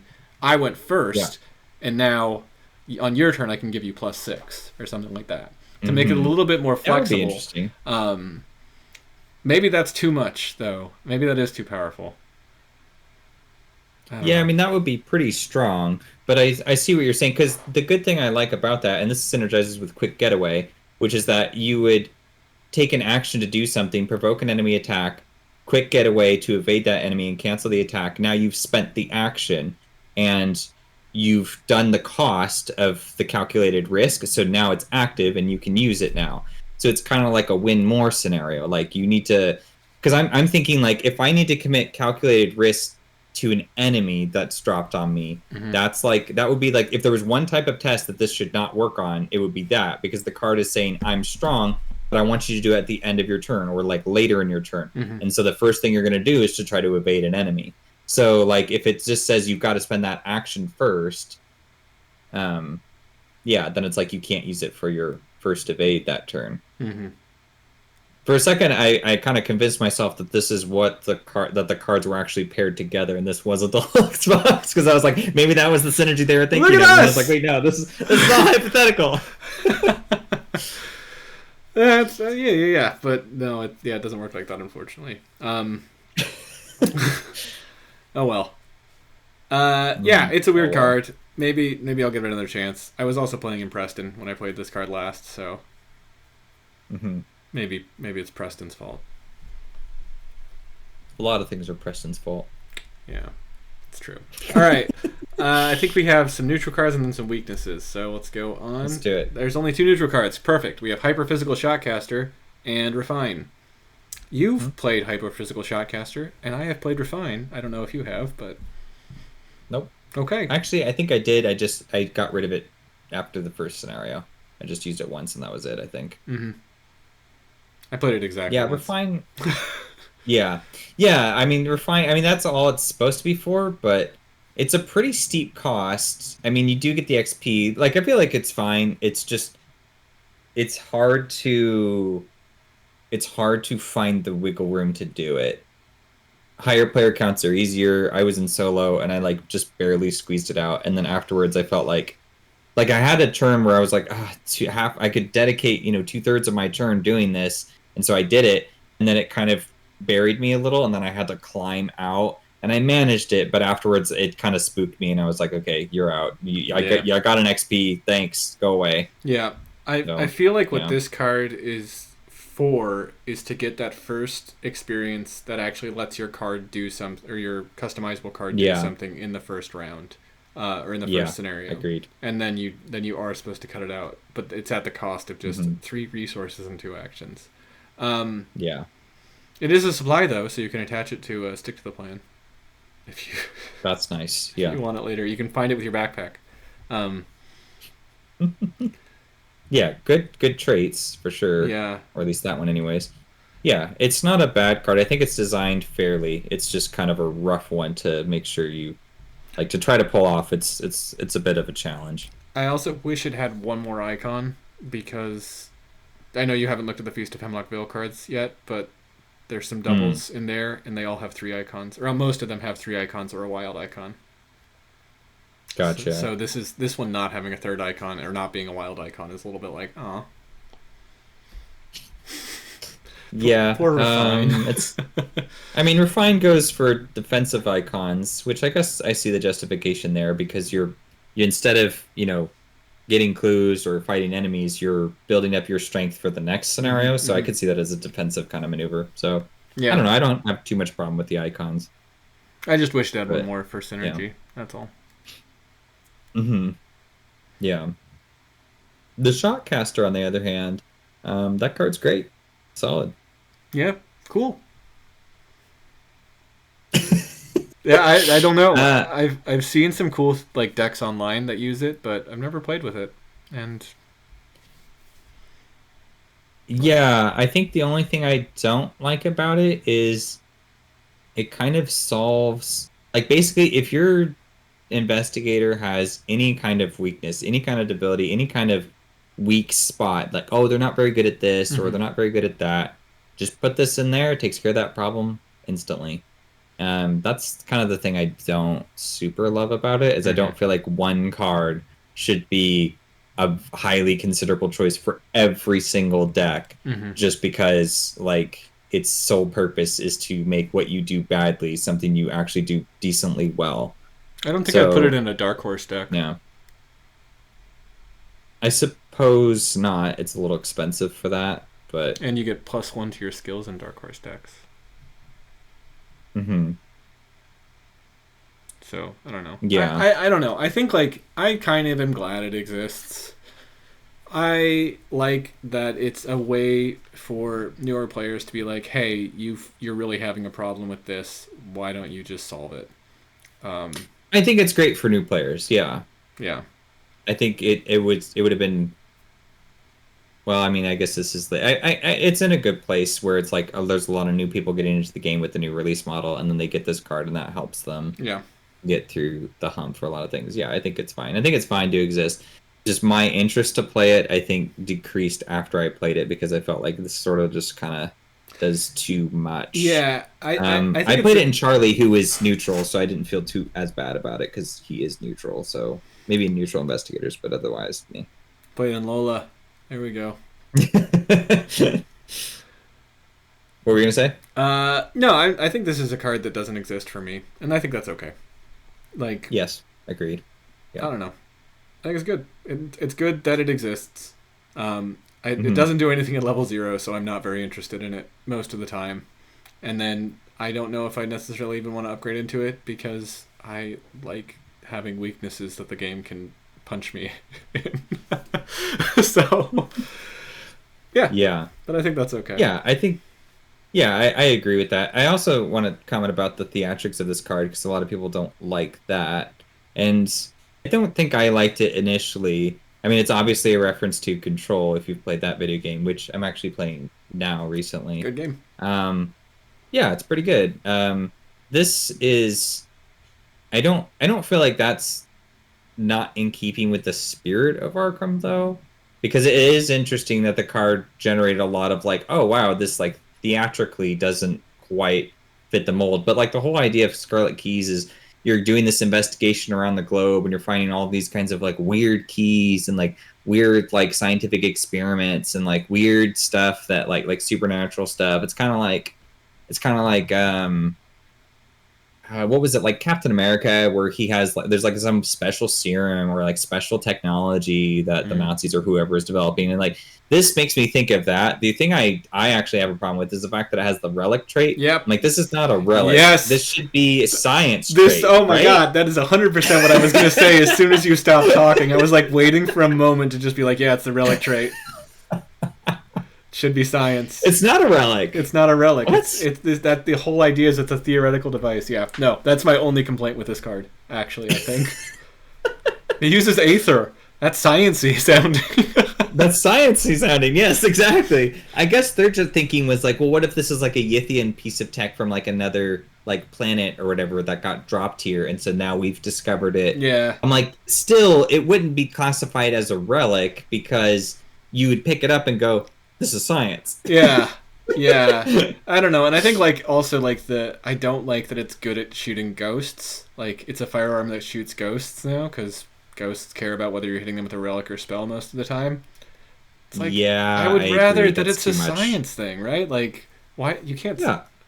You're rail shooting a ghost and it works. That doesn't make sense.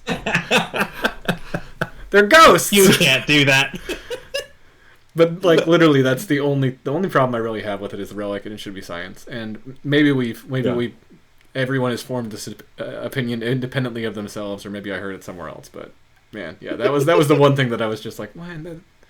And now Kate exists, and I'm like, cool. That would be really fun to play like a hypothetical shotcaster Kate deck. Oh wait, it's not science. I have no interest in this anymore.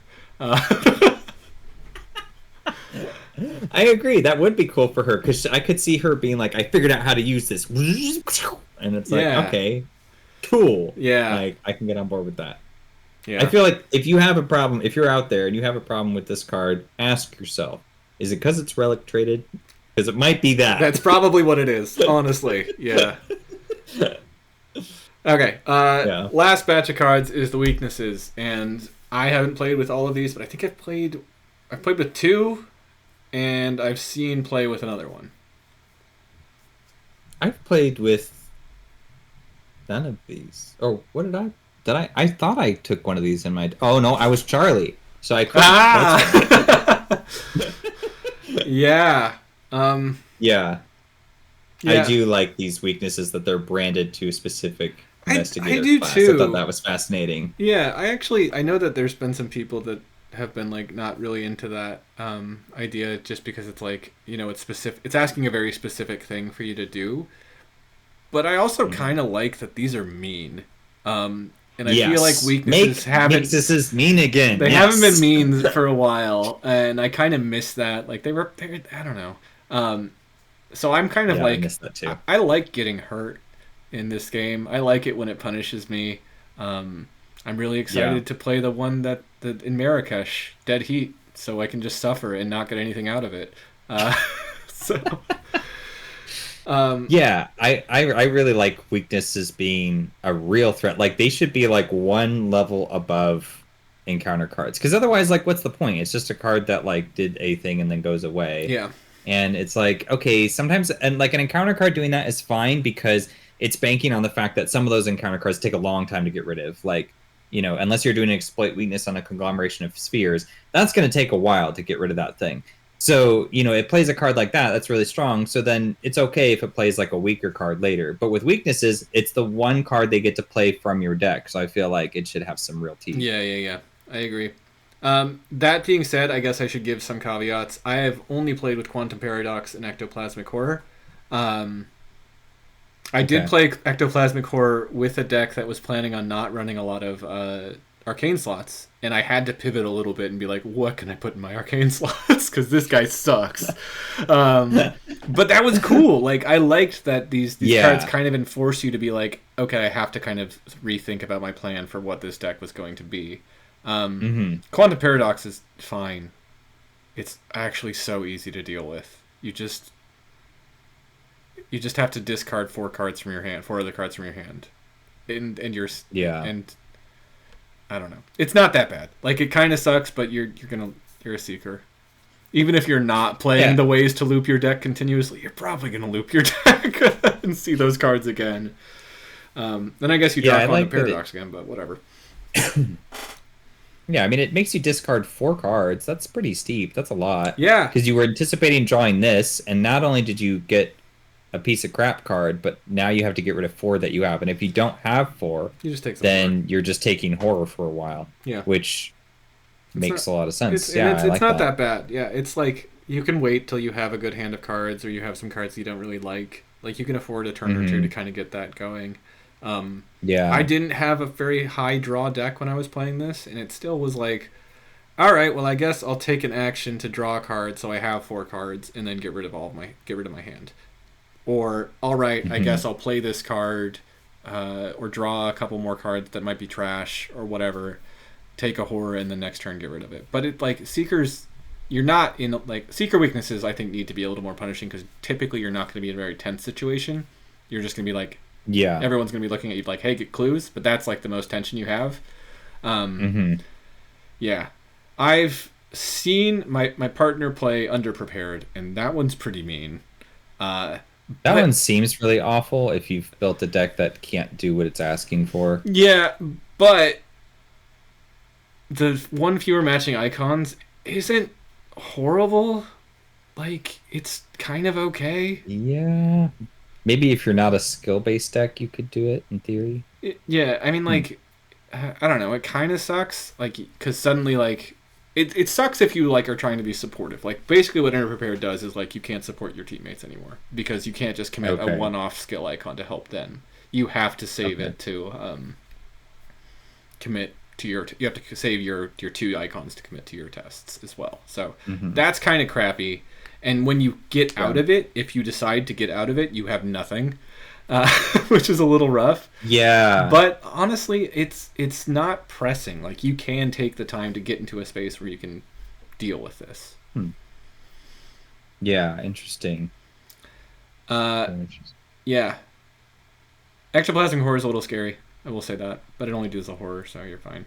Agnes can take care of it. Yeah, and then Lurker in the Dark, I think, is a little bit spooky. But, well, actually not really. You just have to attack or damage him using a weapon, asset, or a tactic event. And he takes 1 fewer damage. It takes 1 fewer damage from each source, so you need to make sure it is a 3 damage hit. Okay, that makes him a little tougher. He's a little rough, but you can evade him. It's fine. Even if you're a crappy low evade guardian. Bolus. Bolus. Hit him with He's Bolus. down. He's fine. Yeah, there you go. That's why Bolus is in this pack, just in case you roll Lurker in the Dark. Yeah. Yes. I have no experience with Pay Your Dues. Do I? I actually might. I might have played with this one too. So this is like Pay Your Dues. They couldn't decide whether or not it should cost you actions or resources. Yeah. But either way, you're losing Those one are of the two. Those are the two things you have in Rogue. Yeah. And if you don't have either of those, it's a little bit like... What are you doing? This one, like, I feel like people were like, they're asking you to play in specific ways. And I looked at Pay Your Dues and I was like, they're asking you to play in one of the two ways that Rogues play. Yeah, so I don't feel like that one's quite as restricting. No. I mean, it's going to suck, like... Because you're going to be like, 10 resources. I mean, what's probably going to happen is you're going to spend 2 actions and 5 resources. That's probably what you'll do. Probably what's going to happen, yeah. Maybe if you've got a really high action deck, you'll just spend 3 actions and be like, fine, I'll just lose the vast majority of my turn, and I'll just, Leo, give me 1 action so I can do something this turn. Yeah. Then I can get rid of this for free and keep my money because I need that for whatever reason. Yeah. Yeah, I don't know. I think they're fine. I like that they exist. I'm excited to play with Lurker in the Dark one day, because that's the one I just have nothing that I know about. But yeah, again, I don't feel like weapon or tactics events are super scary. I think like the thing I worry about with that one is like, I'm Carolyn. Yeah. Hope someone else has a weapon or a tactic. But weapon assets, that's so ubiquitous. Mm-hmm. Yeah. Yeah, I mean, you can shoot him or something. It's just he takes less damage. Do you need to shoot him and Vicious Blow, or you'll need to evade, move, and then throw Dynamite Blast or something like that. Yeah. So Dynamite Blast is how you get rid of him. It's a tactic and it deals 3 damage, so there you go. But, like, that's a lot of money to play that, and you've got to evade him and run first, unless you're just going to take the hit on yourself, and then you're taking extra damage because he's going to hit you first. So there's, like, a number of things that could happen that would be... Like that to me is like a nasty, like, oh man, I have to blow an entire Dynamite Blast on this one guy and take the damage from it and take his hit from it. It's like, whew. So I think it's going to hurt, and I think that's good, though. I think it's a lot of damage, but Guardians can take damage. That's fine. Yep. Okay. Well, these are nifty weaknesses. I'm excited to try them. Hopefully they show up in the pool. I feel like we should kind of, I don't know, because like we do the... the weaknesses we always just randomize, but it's nice to see, like, some of the other Bob more unique Northcaster has been an enemy a couple times. This, our dumb mob enforcer. I'm excited to see some new ones. I'm excited for there to be some variety. I might start weighing the weakness pool a little bit or something like that. I don't know. Agreed. Because I'm very tired of just getting Amnesia and Mob Enforcer. Amnesia, Mob Enforcer, yeah. What did you get for Finn? What did I get for Finn? I don't think I've rolled yet. I think I got Drawing the Sign. Oh, yeah. It's really awful. Yeah, I got Drawing the Sign. That's right. It's terrible. Right. That's a mean one. Yeah. That's my least favorite weakness. Good. But that's probably the right... Really? I think so. I think I said this last time we did a video, actually. On our last video, I think I said, like... Because we were talking about the decks, and I think I said, oh yeah, I always read it as reduced your hand size to 5, but it's reduced your hand size by 5. That makes it a lot worse. Yeah, it's a lot worse when you're just like, okay, these are the 5 cards I can hold on to, and then you draw it, and you're like, oh no, I have to get rid of 2 more. Yeah. Yeah. Okay, so I think that's everything. When this video comes out, next Tuesday will be our first gameplay of the Scarlet Keys. But that's going to be a while from now for us. So, yeah, it's going to be like months, years. For us, yeah.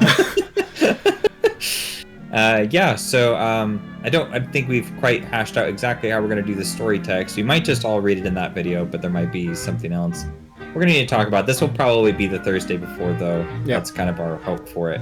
But and until then, I guess stay out of danger.